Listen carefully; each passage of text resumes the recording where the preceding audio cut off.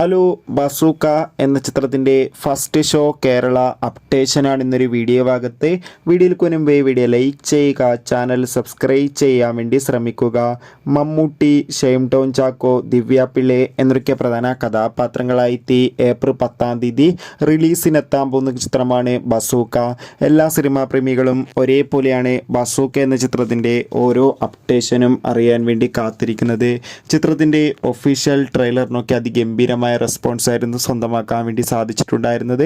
Bazooka എന്ന ചിത്രത്തിൻ്റെ advance ticket booking ഒക്കെ ഇപ്പോൾ ആരംഭിച്ചിട്ടുണ്ട്. അത്യാവശ്യം മികച്ചൊരു പ്രീസെയിൽ ബുക്കിംഗ് തന്നെയാണ് ചിത്രത്തിന് നടക്കുന്നത്. അതോടുകൂടി ഏവരുമേറെ ആകാംക്ഷയോടെയാണ് ബസൂക്ക എന്ന ചിത്രത്തിൻ്റെ ഓരോ അപ്ഡേഷനും അറിയാൻ വേണ്ടി കാത്തിരുന്നത്.